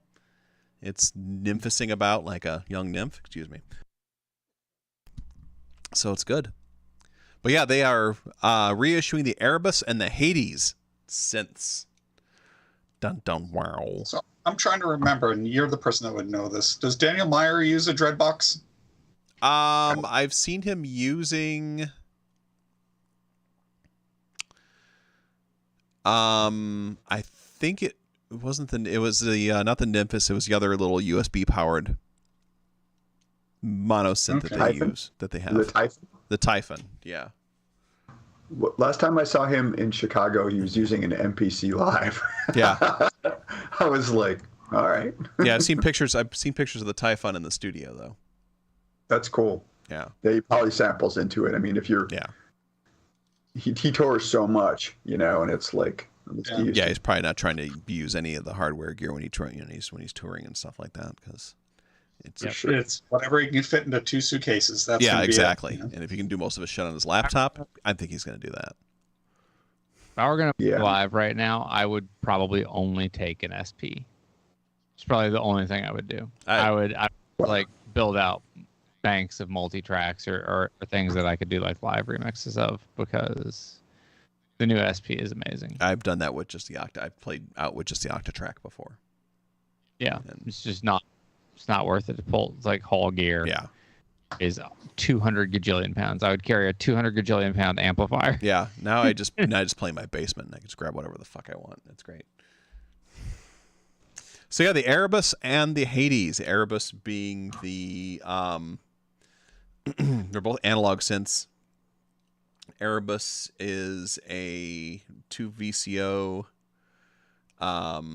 which can be paraphonic, 2 waveforms for VCO. They added a hard sync function in there. There's a their low pass filter, and they have that delay. Dreadbox makes the best delay. It just sounds so gross and creepy. I mean, Dreadbox. I mean, for a Greek company, they sure did nail the sound of East Berlin, circa 1982. It's just like all their gear just has this like very kind of creepy, uncanny quality to it. I mean, this might piss off the modular people, but I think they make the best fucking modern oscillators. I don't know what it is about their oscillators, but it's unfriggin' parallel. Yeah, but you can. Yeah, I mean, they do make a lot of modular gear too, so they can get those. Sure. And these are also Eurorack compatible as well. So. Sure, I just mean someone's going to push up their glasses and tell me there's a better one. I'm just saying, Yeah, because of course there's a million different ones. Actually, Yeah, and opinions are like a-holes, everyone's got them, and it's fine. Like, but yeah, no matter which one it is, that's the one thing that always strikes me about it is, like you said, Andrew, the built-in effect and the oscillators are just crazy. Yeah. And then the Hades is their bass synthesizer. Going back to bass synthesis. And that's a 1 VCO with 2 sub-octaves on there, so you can get some bass. 2 waveforms of pulse width control, 3-pole resonating low-pass filter, distortion, a bass boost circuit. What? Yeah. Erebus is going for $499. Hades is going for $399. So there you go. See how long those stay out. They tend to like rotate those devices pretty quickly in and out of production. Yeah, I mean they used to make all their stuff like through hole and like completely craft handmade. Yep. And I think they've moved away from that because it's just too insane. Oh yeah. But yeah. So speaking of like making things sound kind of like crap, Sample Science has come out with their 1970s summer camp plugin, which I'm trying like it's Sample Science. It's like a virtual instrument, but it's got like a whole bunch of like these weird, creepy samples. So you can make everything sound like a 1970s film strip or a Boards of Canada album, which is really like the same thing. $30 will get you this little guy here. 34 lo-fi sounds, a multi-LFO, room reverb, high pass and low pass filter, polyphonic, monophonic, legato modes. The demo sounds creepy and fun and weird and like itchy, so just like the 70s. Can't just go out and sample old In Search Of episodes. You've got this. Yeah, right. Just in case, or I can see this being a real time saver. Like I can see this like when they show like one of those former newsreels on Venture Brothers about how the Venture compound used to be, and you can check the sound back that really quick. This is your you're all go-to. set with this. Absolutely. See that tomorrow. Crackle, crackle, That's crackle. so great. Yeah. So. Everything kind of warbly and film strip sounding, or like, yeah. Yep. Yeah. So like if you don't really know synthesis, you don't have the time to do the sound design, you just want to pull it up quick. Now you There have it a- is. you Got don't. that Cam. 16 millimeter projector from elementary school. Going. Yeah, if you don't have a task cam. Welcome to the tutorial. See if you don't have a Tascam, Jeff. Yeah, if you don't have a Tascam 4-track, you just like run any sound through and then resample. Right, and just like lightly touch the tape, push down a little bit so it slows itself down. Yeah, I mean, Boards of Canada used those weird like 70s like sort of like I guess home hobby tape recorders. Yep. Those old weird reel-to-reels. I mean, it's whether you like their music or not, their creativity was through the friggin' roof. Absolutely. Yes, but all those old film reels have like analog, poorly recorded with wobbling, and lots of like Moog and harp. Yeah. And just it's got a real like. I remember hearing like there's like the station IDs in Videodrome, because you don't really see those anymore, but they're still in movies. Yeah. And it's like, oh, that's kind of disturbing, but I know what it is, and it's just why does it? But yeah, it just it brings it for me. It does bring up that horror element, and I think they're going for that. And even Andrew commented on it. So, if that's what you're going, time saver, and you could probably do really interesting things with this. Yep. I will say about the Behringer Monopoly, it really does channel some of those vibes. Like if you start messing with some of the pitch modulation, you can definitely make it sound like a 70s documentary. The Monopoly you just moved out. It's the Behringer. It's not the Korg. Oh gosh, yeah, it's the Behringer one. Yeah. Oh, that makes much more sense. Yeah. No. Korg is such a the collector's item. Yeah. Yeah. No fucking way. Yeah. No. Yeah, I remember when they were running that big sale on the Banner stuff, and it was like Yeah. Okay. so cheap I couldn't not do it. All right, that makes sense. Then you realize why you couldn't Yeah. do it. You shouldn't do it. Yeah. Not until it was too late. Dun, dun. So yeah, there you go. If you need some cheesy 1970s horrific sounding stuff that makes that you only hear in your nightmares, throw down Yeah. $39 and pick that up. That's my favorite. Is The Sound of Nightmares. This is like, what was it? Camp Crystal Lake. Is that the one from That's so- that's from Friday the 13th. Friday the 13th? Yeah, that's. I couldn't. Yeah, name of the lake was. Yeah, so I just saw part of that on TV the other day. So Halloween ages very well because John Carpenter's a master filmmaker. Right. Yes. Friday the 13th is so badly done. Yeah. You thought Friday the 13th was bad in 1988. And well, I mean, it came out before that, didn't it? Yeah. I think it's early. No, I think I saw it was like 1987 or Well, 8. let me rephrase that. When I was like 11, I couldn't tell the difference, but now I can see like Friday the 13th is terrible. Yeah. It's not It's just good. it's just not like here's good at creative all. ways to kill teenagers. Yep. Whereas Yeah, Halloween this- has such great suspense and widescreen direction and thematic stuff going on. And The- Friday the Yeah. 13th is such an unapologetic knockoff, and it made a ton of money just riding on the coattails of Halloween. Those scenes with the sleeping bags are cinema classic. Where That's he's true. got the sleeping bag, where Jason's got the sleeping bag, and which one is this? He kills a bunch of people with sleeping bags, but there's one scene where he grabs a guy by the ankles in the sleeping bag. And it's like thrashing him against the ground, and he's in the sleeping bag.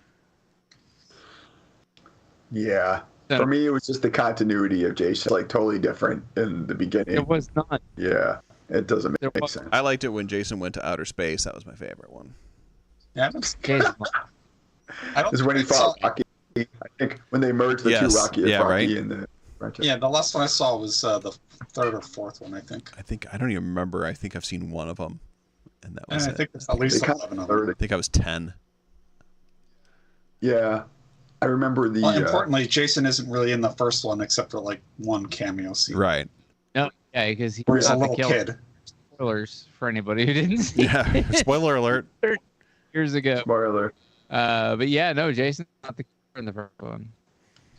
Yeah, I think Freddy Krueger films have also those in the Clive Barker films. I think are still pretty solid, at least in my opinion. Some of the Freddy stuff was pretty good, but they did definitely phone it. Like some of the early Nightmare on Elm Streets are very good and very actually pretty scary. Yeah. When they Well, what started is, like they the changed third genres. one, it was kind of like it started getting dumb. That's No, because the- they the changed first it from two- horror movies to action movies. Yeah. Yeah, they're solid, and the rest is pretty much rubbish. But yeah, They're like, we'd like some more money, Yes. Sure, we kind all of do. like Arturia and their V collection. Yes. Absolutely right. Spend money on the V collection. They just updated to version 9.1. Also, now's the time. It is. you got your game back, Jeff. Put your game You face on. did good. You did good. So the Arteria V collection is currently going for $299. It's usually $600, so 50% off is pretty good. If Especially you're already an owner, the upgrades are also discounted about Yes. 50%. absolutely, and And they stuff like are that for the whole Thanksgiving for the rest of the month. So this is the time to upgrade. If you waited this summer, good for you. This is a better deal. Yep. V collection is a great collection of reimagined classic synthesizers. I'm not going to say that they're 100% correct They're and realistic sounding, but they are reimagined, and you can still make a whole lot of fun noise with them and everything like that. The 9.1 update is mostly like, quality of life kind of style things. Some MPE compatibility with like the Vocoder V, and Analog Lab. Yeah, so And new presets, right? yeah, some new presets. Yeah, I just like it's mostly quality of life kind of things, some new tutorials and that kind of stuff. Again, it's free if you already have it.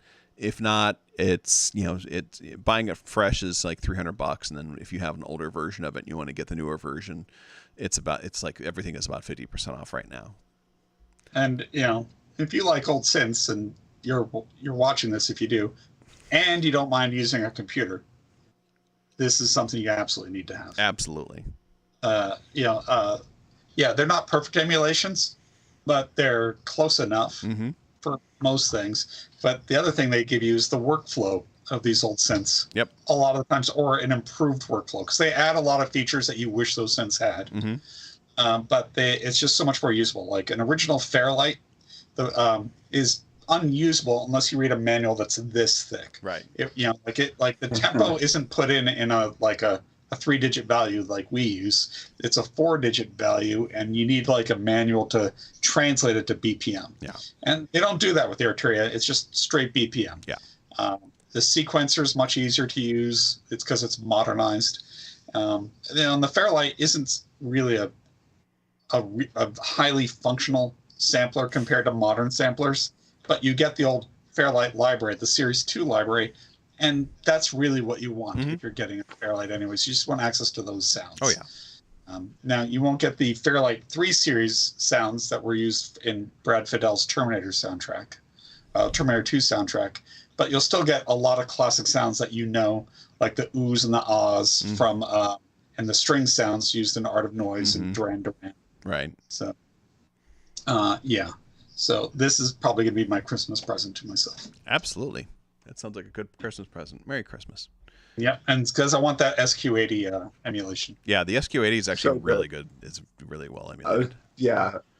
I was going to say I own an SQ80. It's sitting on a shelf. I own And it's one sitting too. on a shelf. And mine needs to be calibrated, and I need to swap out the battery.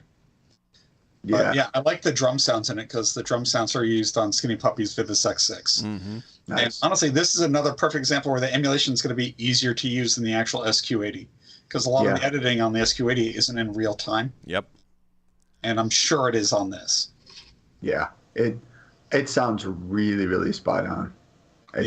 It's pretty. I mean, not all of them do, but the digital ones, like the sound. I mean, yeah, perfect, really. Yeah, I mean, someone put out an SQ80 clone years ago called the Butchdi, and it's fantastic and it's free, but it's only 32-bit, and it will never be updated. It's believed that the author probably died. So if you want just the SQ80, you can try that, but you're going to need to run it through a compatibility layer if you're running it on Ableton, and it's also, of course, Windows only as well. So you'll run multi-platforms. You can run it modern. Yeah. So, and the SQ80 is a great synth. Casio CZ series is really good too. Like I never played a real one or owned one, but from comparisons I've heard, it's pretty amazing. The CZ01, the Casio. Yeah. I've never really understood phase modulation synthesis, and I've read about it and I've watched videos, and it just goes right through my brain. Tweak knobs with that because I don't know what the hell I'm doing. Yeah. And it's got other things, like it has a DX7, and it's not a perfect DX7, but it's close enough. Sure. And it's got a synclavier, and you don't want a synclavier. You just think you want one because it was so expensive. Right. But here you can play an emulation for nothing and say, oh yeah, this is difficult. But it does sound unique. Yes. So, and you get billions of presets. It's just such a bargain. There's so many, and there's tons of stuff in there. So, and you can just do so much with it. Oh yeah. So do you know what you can't do a whole lot with? The Waldorf Kira. Well, you certainly can't. Apparently, you can't write a software update for it, but you can change the color of the thing and try to sell it that way. Hey, should we give people that knob that they need to fix it so it's usable? No, let's just paint it. Just make it blue. Oh, so Nobody told people about a data jog wheel. Nobody ever bothered to tell Waldorf, hey, did you know you could do a data jog? Yeah, well, Or a combination to do like some sort of like rapid scanning through things, or introduce them to the idea of organizing things in folders with logical structure and logical names. None of these were ideas contemplated in the Kyra, which I desperately wanted to like. We got to get those guys who did the mod for the R8 to come up with a data wheel for this thing. right?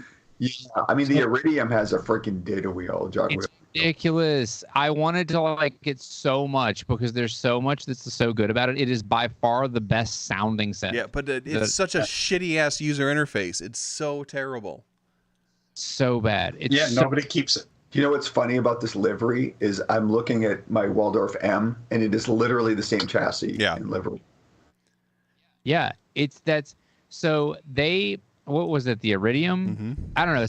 It might have been the Iridium. I can't remember which one it was, but there was another Waldorf synth that came out like literally a month before or after the Kyra did, and it was really apparent that what happened if you get a Kyra, or if you're not dumb enough to buy one like I was, but if you use one, it's really apparent that they took an existing synth and they just sledgehammered it into a chassis. Yeah. Because the layout and the design and the UI of it is absurd. Yeah. It makes no sense at any point. Some of the stuff that they've done, I won't even get into it, but this is dumb. It's dumb. Why'd they paint it blue? Give it a knob. Fix your shit, Waldorf. I was this one's so excited about this synth when I first heard about it when it was the Valkyrie. I was like, oh, look, it's kind of like it sounds like it's going to be like a virus in a way. You know, it had so much going for it, and it was supposed to be ridiculously powerful. And then when they announced that, it was going to become the Akira, I'm like, okay, cool. So Waldorf bought it, and they're going to do something, and it'll be cool. And then I saw it at KnobCon, and I sat down with it, and I spent about 5 minutes with it, and I just got so angry at it. Like, just trying to find like simple things was just like so stupid and so backwards, and like having to use little buttons to get your way around and not using a jog wheel at all was just so like clunky and garbage. I'm like, I don't want this. I'm gonna go and look at, I'm gonna go look at the Hydrasynth instead. It's funny. Simple things like when you hold down a key and you keep holding it down, maybe you want a lot of that key, like whether that's an M or an up or a down. But if you hold it and you just hold it, like there's a good chance you want a great number of them.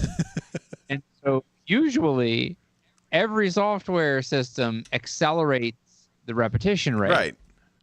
Not the Kyra. It sure doesn't. So when you're scrolling through 800 gajillion waveforms in randomly named folders, some of which contain 2 waveforms and some of which contain 128. Literally, that's what happens. They have whole folders that have 2 waveforms in them, and then the next one will have 128, the next one will have 31, and then 128 again. So when you're holding it down, it goes tick, tick, tick, tick, tick, tick, tick, tick, tick. And you're like, no, I know that I need to get to waveform 124. Can you go like the other way? Like in Pac-Man, when they figured out in Pac-Man you could go all the way around the world going left? No, you can't. Tick, tick, tick, tick, Yeah. tick, tick. Did somebody's nephew write this software? They wrote it for spite. I think it came from Spitesylvania, and I think you exported it. He's on to That us. sounds like something you would do. But Andrew, you bring up a good point. At the same KnobCon, I sat down. So this was an expensive KnobCon for me because Korg had a demo there, and they had the Prologue. They had and then they had the Waldorf because they're their distributor right in the U.S. And they sold me on the STVC and they sold me on the Prologue, and they did not sell me on this. But the sad part is I remember at the time I was still using a cane to get around, and I wanted to sit down, and I sat down, and I'm scrolling through the presets, and that was painful to your point, Jeff. But the sound was so great. I mean, I think that's my problem. Is it seemed like such a missed opportunity because the FPGA technology and the heart that the original developer put into it was just crushed by this UI. It's terrible. Yeah, the demos are probably the second best demos of ever. Yeah. It's my Virus is my favorite synth. Yeah. And it is my favorite sounding synth, and the Kyra sounds better than the Virus. And it sounds just like it, but it sounds better. It's like the better version of the Virus. And it was my favorite sounding thing that I have ever heard. ever anywhere. Has never been a better sounding synthesizer that I know of, because it is like that's all super subjective. I know, but like it makes the sounds that I like. It makes those sounds very well, and it sounds expensive. You push a key on the Kyra, and it's like, that just sounds like sounds. Yeah.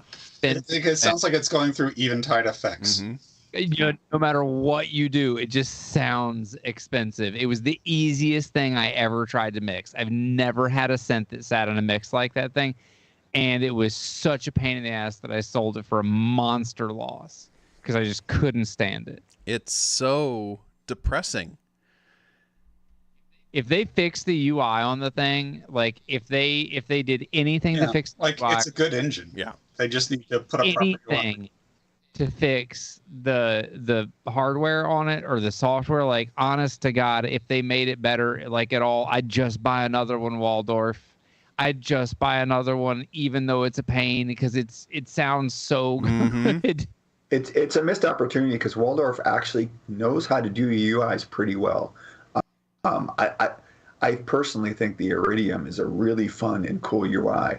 And the same, they don't know how to do that.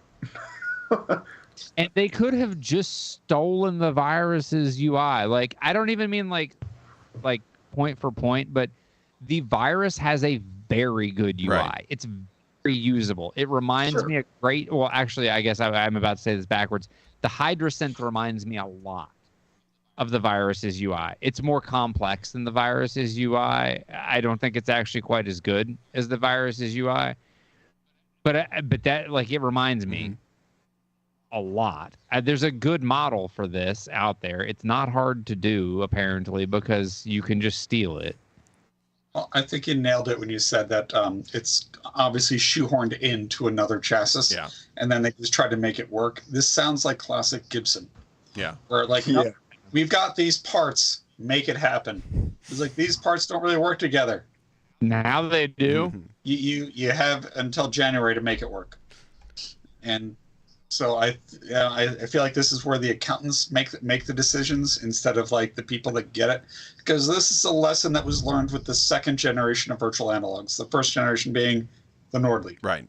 and the second generation being the JP8000 and the Yamaha AN1X.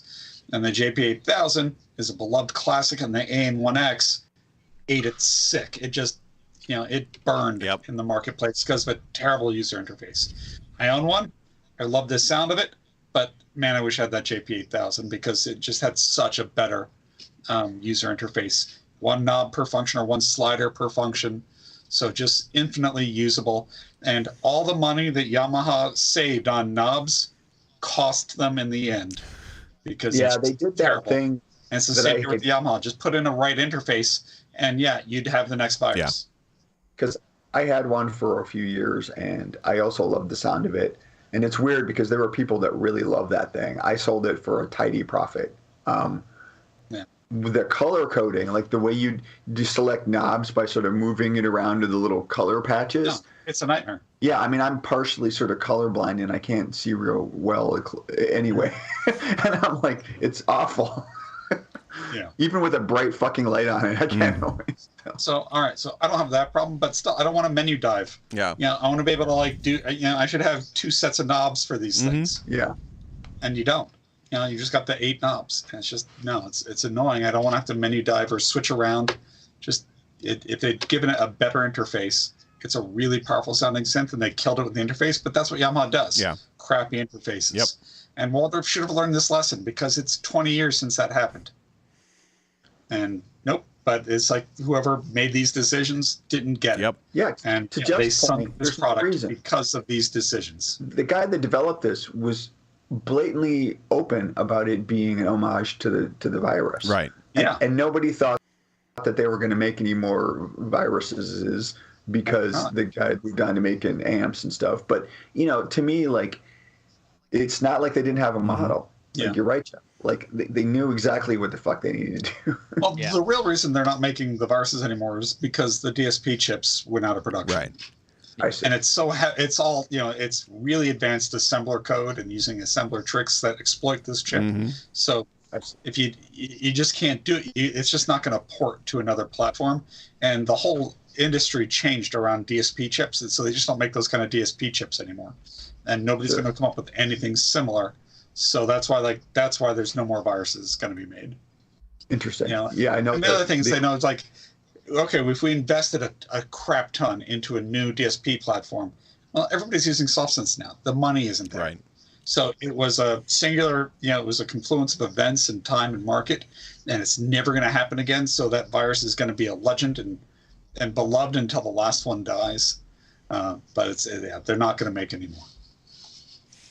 The best chance you've got is emulators. Well, maybe someday it'll become cool again in the sense that, the way FPGA is made, like that stuff cool. Maybe someone will revitalize, DSP development, because you're right, DSP development is a freaking art form. Well, I mean, because these DSPs, they were actually made for telecommunication, and but the telecommunication has changed into a different instruction set. So they just don't do it this way anymore, and so they just stopped making anything even remotely like these Motorola DSP chips. It was, or I think it went over to Texas Instruments and then somebody else who kept buying the IP rights, and eventually was like, yeah, nobody buys this stuff anymore. So because they use different kinds of processing now, or more specific or more generalized. So this is just kind of it hit an end road, and that's why they designed everything around this chip, and now they're hosed. Just like we've talked about how Behringer has designed all of their polysynths to be based around these two ARM chips that nobody can get because Lexus can't get enough of them. So it's a little bit similar, though that's like a more generalized and firmware chip, whereas here you've got a DSP chip that's doing your audio processing, and it exploits like these characteristics in math to get these audio characteristics, and now you can't get them. Yeah, I mean DSP. I know the Prophet 12 uses some DSP programming.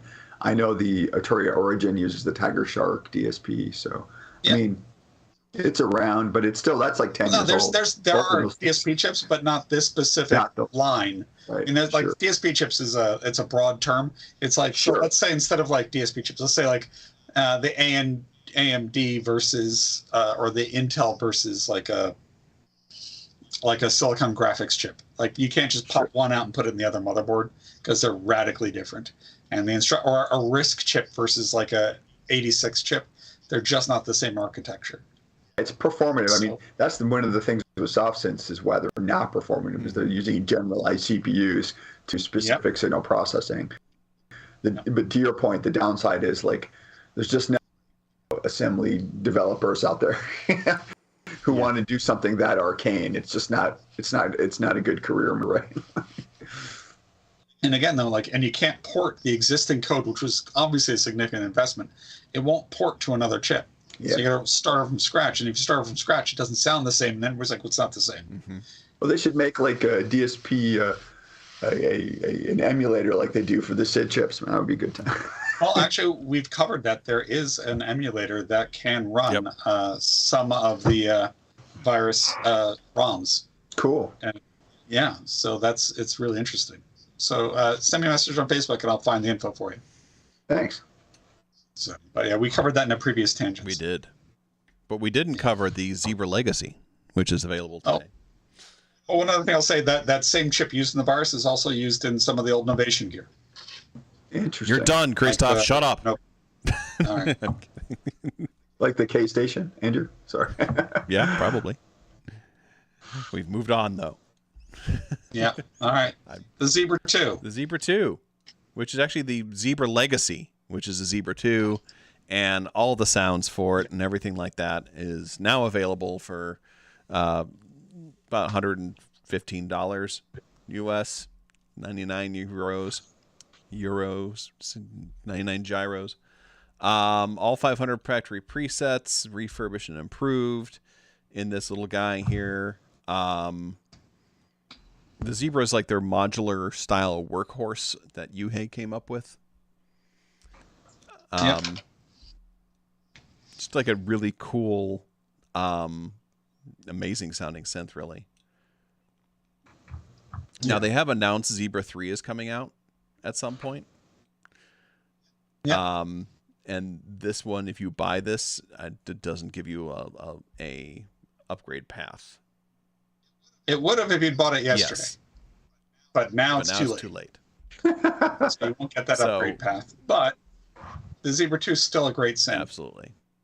And if you want those sounds or in these libraries, then yeah, you'll get them Yes. all. So, but this is their, like, they're going to phase out the Zebra 2 for the Zebra 3, but they haven't done so yet. But here they're letting you know, we're still going to keep supporting the Zebra Yep. 2. It'll still be available, and you'll still be able to load those presets. Unlike what Native Instruments did to Absinthe. Yes. But they're not going to keep updating it for new architectures and stuff like that. Probably the further development will go into Zebra 3. But for now, you'll still be able to access this incredible synth. As we mentioned before, everything from Yuhei is amazing. And Zebra 2 is actually compatible with Apple Silicon, so, and VST3. Yep. But whether or not it will be available for AAX, who knows? Yeah. Because it'll be another 15 to 25,000 years before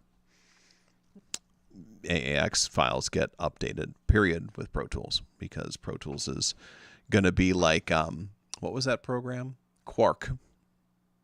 They're going to go. Quark Express. They're going to go in the direction of Quark Express. Remember Quark? Do you remember what happened to I do. Quark? Yeah, it Up got by AutoCAD, right? No, what happened with Quark is that they took so long to become OS 10 compatible that everyone started using InDesign. Yeah. there was other stuff with it. That was a too, big thing, beyond- though, is just that people stopped using it Yeah, because it I mean- took them years to become OS 10 compatible. Like it was by the time they were OS 10 compatible, they were on OS 10.4, which at that point would have been like 6 years later. I was working Wow. at Capital One as a writer Mhm. in their ad comment at that point, and I remember when we finally transitioned off of Quark, and it was because of that. It was because they're like, your computers are 12 years old. You need a new computer. Your computer doesn't access the internet. Yep. If we had these computers that we had, they were so old. There were these like crazy old MacBooks that we had that had to be like docked Mm-hmm. to get onto the internet because they didn't support like a Wi-Fi thing without sort of like a PCMCIE card, PCMCIE card or something. I can't remember like all of it, but anyway, we were either walking around with these like antennas like poking out of the side of the computer like this, or it had to get docked, and they're like, we're not giving you these cards, people. So like, get off Quark Express.